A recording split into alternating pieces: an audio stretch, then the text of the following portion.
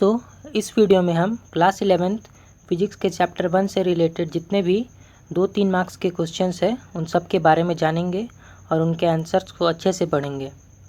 तो हमारा पहला क्वेश्चन है differentiate between biological and physical sciences. तो पहले क्वेश्चन में हमें बायोलॉजिकल और फिजिकल साइंसेस के बीच में डिफरेंस बताना है। तो यहाँ आप पहले 2 कॉलम बना लीजिएगा और फिर एक साइड बायोलॉजिकल साइंसेस लिखकर और दूसरे साइड फिजिकल साइंसेस लिखकर नीचे पॉइंट वाइज लिखिएगा। तो बायोलॉजिकल साइंसेस में क्या होता है, they deal with the living things. तो बायोलॉजिकल साइंसेस लिविंग थिंग्स से ही डील करेंगे और जो फिजिकल साइंसेस है वो नॉन लिविंग थिंग्स से डील करेंगे। और फिर दूसरे पॉइंट में है the study of biological specimens is conducted at the molecular level. अब बायोलॉजी लिविंग थिंग्स से होता है और लिविंग थिंग्स सेल्स से बने हैं, तो हमें बायोलॉजी में सेल से रिलेटेड अलग अलग चीज़ को पढ़ना पड़ता है। वहीं फिजिकल साइंसेस में the study of matter is conducted at atomic or ionic level, that is at much smaller level. और फिजिकल साइंसेस में हम एटम्स के बारे में पढ़ते हैं या फिर उससे भी छोटे छोटे चीज़ जैसे कि क्वांटम मैकेनिक्स के बारे में पढ़ते हैं, क्वार्क्स के बारे में पढ़ते हैं। तो ये है द फिजिकल साइंसेस का। क्वेश्चन 2 में हमें ये पूछा गया है कि what is the relation between physics and technology. Physics और टेक्नोलॉजी के बीच में रिलेशन क्या है। इसका आंसर है broadly speaking physics and technology both constitute science. यानी कि फिजिक्स और टेक्नोलॉजी दोनों से मिलकर ही साइंस बना है। Physics is the heart and technology is the body of science. Physics जो है मेन मतलब ब्रेन की तरह है, हार्ट नहीं, ब्रेन ही बोलना ज़्यादा अच्छा रहेगा। और टेक्नोलॉजी है बॉडी, यानी कि बिना ब्रेन के बॉडी कंट्रोल होगा नहीं, ब्रेन चाहिए बॉडी को बनाने के लिए भी और उसे कंट्रोल करने के लिए भी। फिर नीचे है the application of the principle of physics for practical purposes becomes technology. यानी कि जब हम लोग फिजिक्स के प्रिंसिपल्स का हम लोग प्रैक्टिकल यूज़ करते हैं, यानी कि अपने लाइफ में उसे यूज़ करते हैं, तो वो टेक्नोलॉजी बन जाता है। अब इसके कुछ एग्जांपल्स हम ले लेते हैं। पहला एग्जांपल है aeroplanes fly on the basis of Bernoulli's theorem. Aeroplane जो है वो बर्नौलीज थ्योरम के बेसिस पे ही फ्लाई करते हैं। Rocket propulsion is based on Newton second law and third law of motion. ये तो पिछली वीडियो में आपने जान ही लिया था। थर्ड नंबर पे है the generation of power from nuclear reactor is based on the phenomena of control nuclear fission. तो न्यूक्लियर रिएक्टर में न्यूक्लियर फिजन होता है। इसमें क्या किया जाता है कि जो एटम्स है उसके अंदर से न्यूट्रॉन्स को निकाला जाता है और वो जो न्यूट्रॉन्स निकलते हैं वो दूसरे एटम्स में जाकर लड़ जाते हैं और उस एटम्स के भी न्यूट्रॉन्स को निकाल देते हैं और ऐसे सेक्शन चेन रिएक्शन चलते जाता है और ये एंड नहीं होता है जल्दी। तो इसी से बनता है हमारा न्यूक्लियर रिएक्टर का एनर्जी, यही न्यूक्लियर रिएक्टर का एनर्जी सोर्स यही है, न्यूक्लियर फिजन। और फिर है fourth number lasers are based on the population inversion of electrons and so on. Thus we can say that to some extent technology is applied to physics. Laser के बारे में आपने जान ही लिया है, population inversion या amplification बोल सकते हैं आप। What is the relation between, question number 3 है हमारा, What is the relation between physics and society? Physics और सोसाइटी के बीच में क्या रिलेशन है। तो इसका आंसर है most of the development made in physics has a direct impact on society. इसमें एग्जांपल दिया हुआ है exploration of new sources of energy is of great importance to society. नई नई चीज़ों का एनर्जी का सोर्सेस को ढूंढने से हमारा सोसाइटी होता है वो डेवलप करता है। जैसे कभी हमारा जो है कोल है और ये पेट्रोल है ये सब खत्म होने वाला है तो हमें नई सोर्सेस ऑफ एनर्जी चाहिए। अब सोलर एनर्जी तो है पर उसको बनाने के लिए हमें क्या चाहिए आपके लिए बताइए। उसके लिए चाहिए सोलर सेल्स और सोलर सेल्स बनाने के लिए जी अलग अलग मटेरियल से बनता है तो वो सब चाहिए। तो वो सब उतने भी ज़्यादा अमाउंट में अवेलेबल नहीं है कि हम अपना आज के सोसाइटी का डिमांड के बेसिस पे उतना बना सकें। सेकंड नंबर पे है rapid means of transport are no less important for society. Third number है society has been enriched due to the advances in electronics lasers and computers. तो ये सब तो आप जानते ही हैं क्योंकि आप कंप्यूटर इलेक्ट्रॉनिक्स यूज़ करते हैं, फ़ैन है, टीवी है, सब अलग अलग है। ये हमारे लाइफ को थोड़ा कंफर्टेबल बना दिया है, वर्ल्ड से कनेक्ट कर दिया है। फिर फोर्थ नंबर है the development of TV, radio, satellites, telephone, telegraph has revolutionised the means of communications which have a direct impact on society and so on. तो टीवी रेडियो से हम मास कम्युनिकेशन कर पाते हैं, इसलिए ये भी सोसाइटी से हमें जोड़ता है। क्वेश्चन नंबर 4 है is science on speaking terms with humanities. तो आंसर है इसका yes, there is a deep relation between the development of humanity on account of science. Many socio-economic, political and ethical problems are being tackled and solved by science. Science has greatly helped in developing art and culture. Many musical instruments have been developed due to the theories in physics. The steam engine is inseparable from the industrial evolution, which had a great impact on human civilization. तो जैसा कि आप जानते हैं कि हमारे बहुत सारे प्रॉब्लम्स हुआ है, मतलब डिजीज़ हुआ, ये कोई अलग अलग तरह के कम्युनिकेशन के प्रॉब्लम्स आते हैं, वो सब हम साइंस की मदद से सॉल्व किया है हमने. साइंस की मदद से हमने अपने आर्ट और कल्चर को डेवलप किया है. पहले पेंटर जो था पेपर पे पेंट करता था, और आज के समय में देखिए वो कंप्यूटर में पेंट करता है, आईपैड में पेंट करता है. बहुत सारे म्यूजिकल इंस्ट्रूमेंट को भी डेवलप किया गया है फिजिक्स के थ्योरीज़ के बेसिस पे. अब वो फ्लूट भी है, वो भी एक फिजिक्स का थ्योरी के बेसिस पे ही बनाया गया है. स्टीम इंजन के बारे में आप तो जानते ही हैं. क्वेश्चन नंबर 5 है, what is the relation between physics and technology. ये क्वेश्चन थोड़ा रिपीट हो गया है, पर ये देखिए वो पिछले वाला था वो 3 मार्क्स का था, और ये वाला हमारा लगभग 2.5 मार्क्स का होगा. तो इसका आंसर है the interplay between physics and technology is the basic to the progress of science which is ever dynamic. Laws in waves and oscillation opened several technology fields which include telescopy, ultrasound, microscopy, X-rays and laser. Powerhouses, big cranes, healing devices, etc. work on the principle of electromagnetism. Atomic energy and nuclear weapons are on account of fission. Similarly, radar, television, internet are all based on simple laws of physics. So until there is no theory, that is physics, there can be no experiment, that is technology. Hence both are deeply related. मतलब overall कहने का मतलब है कि physics के बिना technology हो ही नहीं सकती, और ये बात सही भी है. क्वेश्चन नंबर 6 है, is physics more of a philosophy or more of a mathematical science. तो फिजिक्स क्या है, एक फिलॉसफी है या एक मैथमेटिकल साइंस है. इसका आंसर है physics is not a purely abstract science devoid of philosophy. Physicists are natural philosopher and Einstein is an example to quote. So philosophy has provided the backbone to physics. Question number 7 है, define biophysics. इसमें हमें बताना है कि biophysics क्या होता है. तो biophysics is defined as the understanding of biological process based upon the principle of physics. तो इसमें हम बायोलॉजिकल प्रोसेस को बारे में पता लगाते हैं, और ये फिजिक्स के प्रिंसिपल के बेसिस पे, ना कि केमिस्ट्री के प्रिंसिपल के बेसिस पे. इसका फॉर एग्जांपल में है, spectroscopic techniques are used to study the constitution of biological molecules and disorders in them. Laws of thermodynamics are used to explain various biological activities of predators and also the activities of molecules. तो ये हमारा laws of thermodynamics से भी हम लोग explain कर पाते हैं अलग अलग प्रीडेटर्स का बायोलॉजिकल एक्टिविटीज़, और केमिस्ट्री की मदद से भी कर पाते हैं. Hence the application of physics in to bioscience is now well known to all of us. Question number 8 है, डिफाइन टेक्नोलॉजी. तो टेक्नोलॉजी को आप पिछले जो पढ़े उसे उल्टा कर सकते हैं, फिर भी यहाँ देख लीजिए अच्छा सा डेफिनेशन दिया हुआ है. इसका आंसर है, it is defined as the study of newer techniques of producing machines, gadgets etcetera by using scientific discoveries and advancements, या फिर बाय यूजिंग फिजिक्स भी बोल सकते हैं. It is largely depended on physics. Question number 9 है, has imagination any role in physics. क्या imagination का physics में रोल है. तो सही बात है, फिजिक्स बिना इमेजिनेशन की चलती ही नहीं है, आइंस्टाइन ने भी कहा था. चलिए इसका आंसर देखते हैं. तो इसका आंसर है, one of the definitions of physics says that it is the science based on imagination and intuition which can be tested experimentally and mathematically.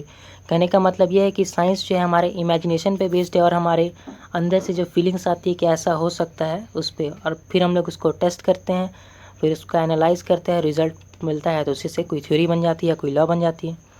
Thus imagination has a great role in the development of physics. Schrödinger, de Broglie, Heisenberg and most of the other scientist who were physicist were great imagination. ये तो सब जानते हैं. Question number 10, name a few aspects of your daily life in which you rely on the simplicity of nature. The answer है, laws of physics represent the nature in simplest form. Physics nature से जुड़ी हुई है, तो simplest form के बारे में नहीं है, अलग अलग कहीं कहीं हार्डेस्ट फॉर्म में भी दिख जाता है. कुछ चीज़ समझ ही नहीं पाते हम, जैसे quantum mechanics We face nature in many ways in our daily life. For example, we work, walk, ride, talk, and stand on our feet, and so on. The natural way of taking bath, chewing food, etc. can easily be understood in terms of simple laws of science. Even though actions like swimming, running, and playing may be complex, but the underlying laws of nature are quite simple, such as Newton's laws, friction, etc. Overall कहने का मतलब है कि जो basic laws है उन्हीं के मदद से हम स्टैंडर्ड लॉज भी बनाते हैं, और बेसिक लॉज की मदद से ही दुनिया चलती है। क्वेश्चन नंबर 11 है, the physicist think at a level far higher than a normal individual. अब आइंस्टाइन का ब्रेन ही देख लीजिए। इसका आंसर है तुम्हारा, for everyone to become a leader in his field he has to think for a higher level than an ordinary person. मतलब अपने फील्ड में सबसे टॉप पे जाने के लिए आपको एक असाधारण आदमी से ज़्यादा लेवल के बारे में सोचना पड़ता है। This is more so for the case of physicist as the technological development meant for upliftment the living condition of mankind is highly dependent on the far sightedness of the physicist in particular.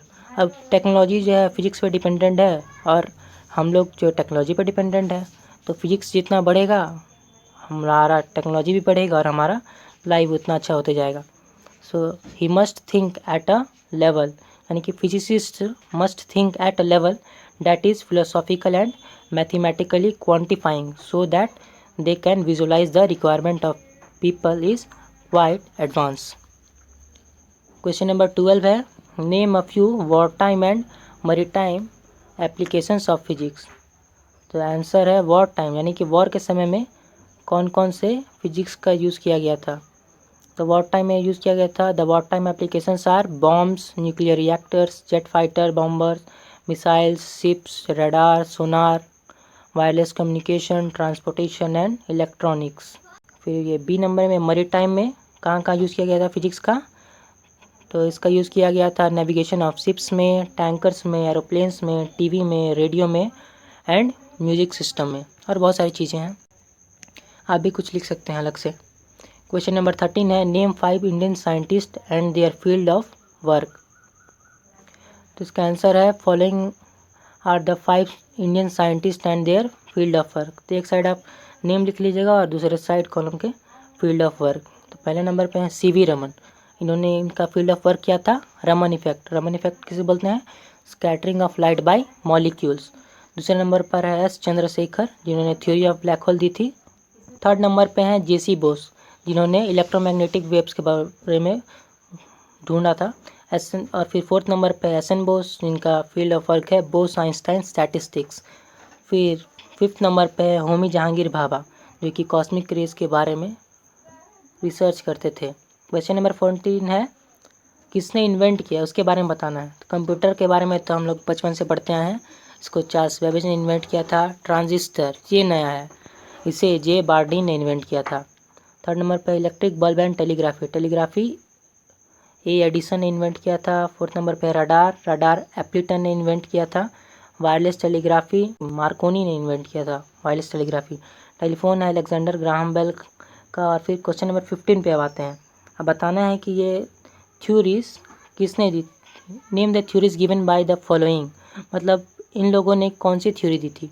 तो Niels Bohr ने कौन सी theory दी थी, theory of atomic structure. Lawrence ने दी थी cyclotron की theory. Henri Becquerel ने दी थी natural radio activity की थ्योरी। गैलीलियो ने दी थी प्रिंसिपल ऑफ इनर्शिया। ब्रैग ने दी थी क्रिस्टल स्ट्रक्चर बाय एक्सरेज। एब्डस सलाम ने दी थी यूनिफाइड फील्ड थ्योरी, बहुत फेमस थ्योरी है। मिलिकान ने दी थी चार्ज ऑन एन इलेक्ट्रॉन की थ्योरी। क्वेश्चन नंबर 16 में आते हैं, name the nationality of the following scientist, मतलब ये साइंटिस्ट किस देश के हैं उनके बारे में बताना है। पहले नंबर पे है वैन डर वाल्स, ये डच हैं। मैरी क्यूरी थी फ्रेंच की। युकाहावा जापानीज़ थे। गैलीलियो इटालियन थे। माइकलसन यूएसए के थे, अमेरिकन। हेजनबर्ग जर्मन के थे। आर्किमेडिस ग्रीक थे, आर्किमेडिस के बारे में आप लोग सबको जानते होंगे। मैक्सवेल स्कॉटिश थे। कैवेंडिश इंग्लिश थे। हबल जो थे ऑस्ट्रियन थे। हबल, इन्हीं के नाम पर हबल स्पेस टेलीस्कोप लॉन्च किया गया था। क्वेश्चन नंबर 17 पे अब आते हैं। क्वेश्चन नंबर 17 है, list the various gadgets you use in your house. इसका आंसर है the following are the gadgets commonly used in your house. अब ये तो कोई भी लिख सकता है, पढ़ने की ज़रूरत नहीं है, फिर भी पढ़ देता हूँ। Pressure cooker, electric light, tube light, electric fan, water cooler, refrigerator, washing machine, gas stove, electric iron, etcetera etcetera etcetera etcetera etcetera etcetera etcetera, infinity तक चल जाइए। बहुत सारी गैजेट्स हैं हमारे लाइफ में। अब क्वेश्चन नंबर 18 पे आते हैं। क्वेश्चन नंबर 18 है write the physical principle upon which the working of gadgets mention in the above question is based. तो वो प्रिंसिपल बताना है जिस पे ये जो अभी गैजेट्स बताए जा रहे हैं वो किस पे बेस्ड है। तो these are based on the following physical principles. पहला, the boiling point rises with the increase in temperature. Boiling point जो है टेम्परेचर इंक्रीज करता है, उससे के साथ बॉइलिंग पॉइंट भी राइज करते जाता है। Light is produced when the current is passed through a given resistors. ये भी पता है, रेजिस्टर्स रेजिस्ट करेगा तो हीट जनरेट होगा, और हीट जनरेट होगा तो लाइट प्रोड्यूस होगा ही। छोटी छोटी हीट भी जनरेट होती है तो हमारा माइक्रोवेव्स प्रोड्यूस होने लगता है। थर्ड नंबर पे light is emitted when an electric discharge is passed through the gas. Fourth number है rotating magnetic field is produced on passing current which rotates the motor. ये मोटर के बारे में है। Due to evaporation of water cooling in the air which is being forced out by the fan is produced. ये refrigerator में या AC में use किया जाता है। On absorbing heat from the surroundings compressed volatile liquid on sudden expansion causes cooling। Seventh number है current produces a rotating magnetic field that operates the motor। Eighth number है heat is produced due to the burning of LPG। Ninth number है it works on the principle of heating effect of electric current। Tenth number है torque is produced on the coil due to the electric current passed through it, hence it rotates। Torque जो produce होता है coil के कारण, इसलिए जैसे fan में हमारा टॉर्क प्रोड्यूस होता है इलेक्ट्रिक करंट के कारण, एसी हो या डीसी, इसलिए वो रोटेट करने लगता है। फिर ये है current shows the heating effect when passed through the conductor. जब करंट जो है कंडक्टर से पास होता है, कंडक्टर से या रेजिस्टर से, तो वो हमें हीटिंग इफेक्ट दिखाता है। फिर ट्वेल्थ में है it rotates due to the torque produced on the coil on passing an electric current through it. Question number 19 में आते हैं। क्वेश्चन नंबर 19 है name one scientist each from the following countries who have won Nobel prize. इन scientist के बारे में बताना है जिन्होंने नोबेल प्राइज़ जीता था अलग अलग कंट्रीज़ के। तो पहला नंबर पे है जापान। जापान से किसने जीता है नोबेल प्राइज़? वो है एच जुकाहावा, इंग्लैंड से जीता है। जेम्स चैडविक इंडिया से जीता है। सीवी रमन ने यूएसए से जीता है। के फेनमैन ने जर्मनी से जीता है। Max Planck. फिर क्वेश्चन नंबर 20 में आते हैं। क्वेश्चन नंबर 20 है how Darwin showed that scientific themes are at once simple even to phenomena in nature में बी कॉम्प्लेक्स। यानी कि बड़ी बड़ी कॉम्प्लेक्स चीज़ों का अगर हम बैकवर्ड्स जाएँ तो एक बहुत ही सिंपल चीज़ पे आ जाएगी। यानी कि हम ह्यूमंस जो हैं अगर हम अपने अंदर जाते जाएंगे तो आखिर में जाकर वो क्वार्क्स तक चली जाएगी, और उससे पहले एटम्स आते हैं। इसका आंसर है Darwin found a simple basis for the origin of species and descent of man which is living things change producing descendants with different characteristics in a process that has been going on for as long as there has been life। evolution के बारे में दिया गया है by taking a large number of observation on the theory of evolution while on board ship। illustrate by an example the beauty of scientific theory। scientific theory की खूबसूरती को एक एग्जाम्पल से एक्सप्लेन करना है। the theory proposed by Darwin was opposed by the church and now we have new discoveries such as shellfish genes and punctuated equilibria, but Darwin's basic theory still holds। This is the beauty of Darwin's theory of evolution। अब question number 22 में आते हैं। Question number 22 है in science sometimes we observe certain phenomena experimentally but are unable to give a logical equation or theory for that sometimes it also happens that we have a scientific theory supported by mathematical formulation yet are unable to test it immediately। cite one such example। मतलब कुछ कुछ ऐसे theory है जो हम theory तो लिख चुके हैं पर उसे प्रूव नहीं कर पाते क्योंकि हमारे पास अभी इक्विपमेंट नहीं है। इसका आंसर है हमारा Einstein work to establish a relation between the energy and mass of the body। he was of the view that these are the two sides of the same coin or two facts of the same physical quantity। he succeeded when he gave his mass energy equation E is equal to mc square, but its experimental verification came 40 years later in 1945 when the atomic bomb was exploded over Japan। तो देखिए imagination से हम theory तो बना सकते हैं, पर अब इमेजिनेशन को सच करने में टाइम तो लगता ही है, इसलिए आइंस्टाइन को भी थ्योरी को भी सच होने में टाइम लग गया, पर वो थ्योरी सही थी इसलिए सच हो गई, गलत थ्योरी थोड़ी सच होगी। क्वेश्चन नंबर 23 है, why do we call physics an exact science, what is the aim of science. तो फिजिक्स को एग्जैक्ट साइंस किस लिए बोलते हैं, क्योंकि वो फिजिकल चीज़ से है, रियल वर्ल्ड से फिजिक्स डील करते हैं, इसलिए फिजिक्स जो है एग्जैक्ट साइंस होता है। इसका आंसर देख लीजिए, physics is called exact science because it is based on the measurement of fundamental quantities वो रियल लाइफ की। The main aim of science is to find the truth behind the various processes taking place in the universe. तो science का main aim क्या होता है, universe में अलग अलग फिनोमिना, ये जो अलग अलग प्रोसेस हो रहे हैं उन सब के बारे में जानना कि वो कैसे होते हैं। क्वेश्चन नंबर 24 पे आते हैं, how science has helped in solving the food problem in several countries. तो इसमें बताना है कि साइंस ने कैसे अलग अलग कंट्रीज़ में जो फूड शॉर्टेजेस के प्रॉब्लम थे उसको सॉल्व किया है। तो हाइब्रिड ये सब के बारे में तो आप जानते होंगे, पर पढ़ लेते हैं एक बार। Science has helped in solving food problem in the following ways, इन तरीक़ों से सॉल्व किया गया है। It has given improved and new agricultural implements, tractor vector, अलग अलग मशीन जो आते हैं, हार्वेस्टर, थ्रेशर। फिर बी में है, science has improved the quality of seeds by genetic engineering. अब HYV सीड्स आते हैं हाई यील्डिंग वैरायटी वाले। फिर high yielding hybrid variety of grains have been developed, मतलब हाइब्रिड सीड्स से हाइब्रिड वैरायटी ऑफ ग्रेन्स भी डेवलप किया गया है। Some easily reaping varieties have also been developed and grown, जो जल्दी से आसानी से बोए जा सकते हैं। Using of pesticides and insecticides have saved crops from being destroyed by insects and paste. Pesticides and insecticides हमारे क्रॉप्स को बचाते हैं इंसेक्ट्स और पेस्ट से, तो हमारा क्रॉप है जो हमारा उपज ज़्यादा हो जाता है। ई नंबर है, some new types of crops are also developed and are being developed to meet the requirement of society. तभी भी साइंस व डेवलपमेंट जारी है ताकि हमारे सोसाइटी की जो नई नई रिक्वायरमेंट आ जा रही है उन सबको पूरा करने के लिए। Question number 25, what is a scientific temperament and scientific way of doing things. तो scientific way of doing things क्या है, तब ये देखते हैं answer. Mind set moulded in a particular set of thinking called the scientific way is known as a scientific temperament. It is not only based on logic, facts, but on reliable observations. The ultimate test of truth in science is experimental verification. मतलब science में जो है ultimate सच्चाई वही होती है जो experimentally verify होती है। जो थ्योरी जो होती है तब तक उसे उतना सच नहीं माना जाता है जब तक कि वो एक्सपेरिमेंटली वेरीफाई नहीं की जाती है। इसमें देखिए, scientific way of doing things involve the following steps. इस तरीके से आप कोई भी साइंटिफिक रिसर्च कर सकते हैं या थ्योरी बना सकते हैं। पहला है तो आपको प्रॉब्लम या कोई क्वेश्चन ढूंढना पड़ेगा, आइडेंटिफाइंग द प्रॉब्लम और एम। सेकंड नंबर पे आपको कलेक्ट करना पड़ेगा उससे रिलेटेड सारे डाटा को और data related to the problem. Third number पे आपको हाइपोथेसाइजिंग और प्रपोजिंग अ पॉसिबल थ्योरी, एक थ्योरी सोचना पड़ेगा इन सब डाटा को देखकर। फोर्थ नंबर पे taking experimental observation yielding consistent results. Fourth number पे आपको एक्सपेरिमेंट करना पड़ेगा इन सब डाटा से रिलेटेड ताकि आप एक अच्छा रिजल्ट्स पा सकें।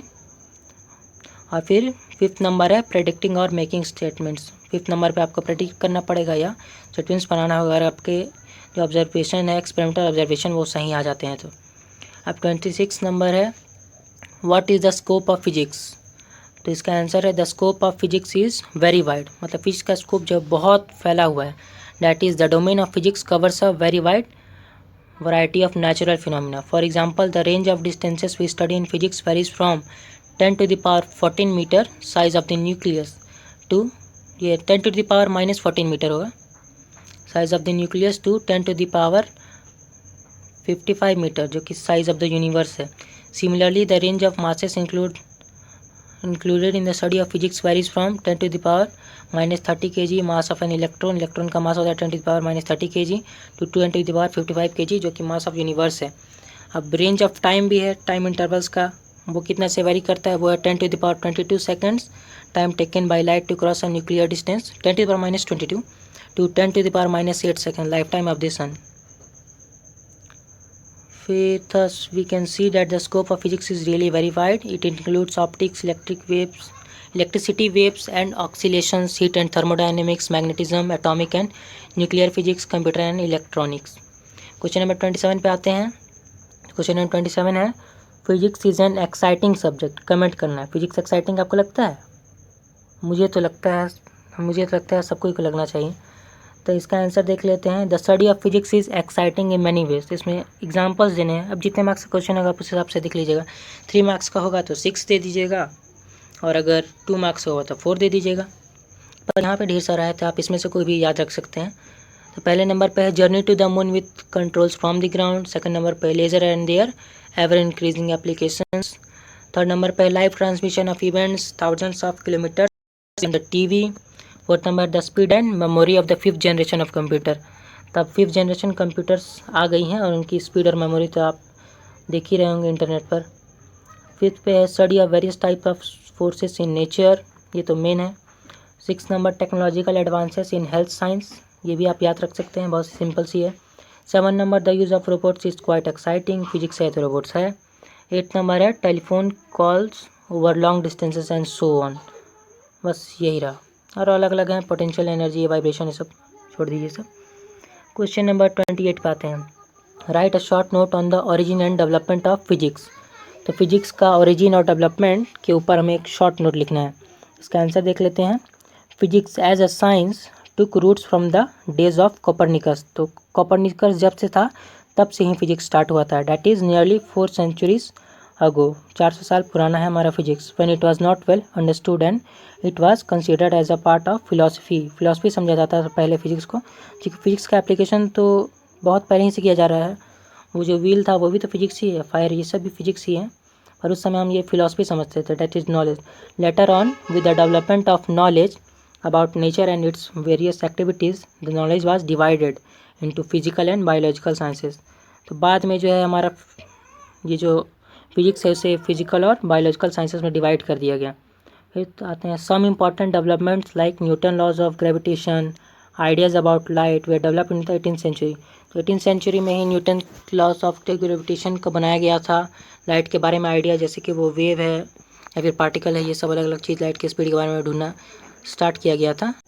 The 19th century saw some of the great discoveries in physics, and at the end of this century, that is 1889, the electromagnetic theory was developed। अब इलेक्ट्रोमैग्नेटिक थ्योरी आ गई तो इलेक्ट्रिसिटी का डेवलपमेंट हो गया। Fourier of Einstein and Planck's ideas were laid down apart from laying the basis for the industrial evolution. Physics progressed very fast in the first quarter of the 20th century।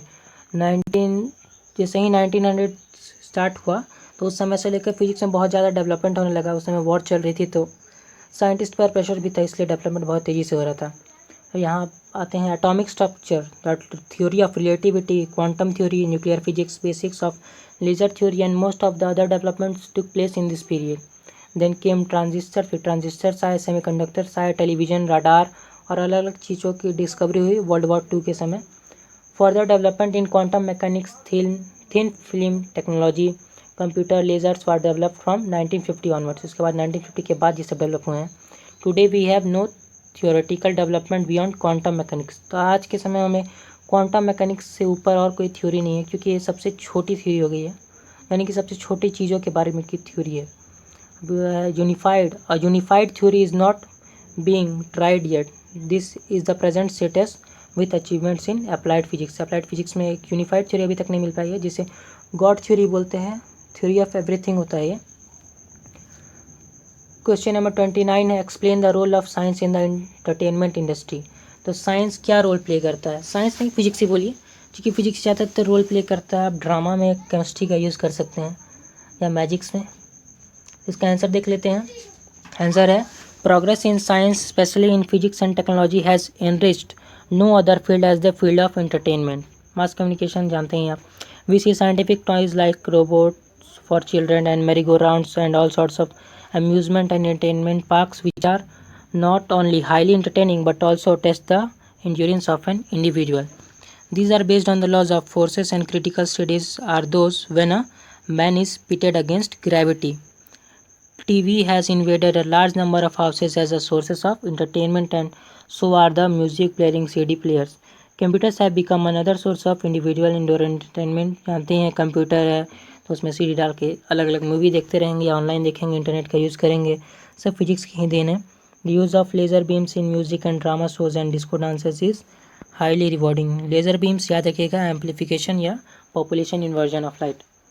With the improvement in physics and technology, circus entertainment to have changed with the application of science. Thus, we conclude that the role of science and technology in the entertainment industry has increased tremendously.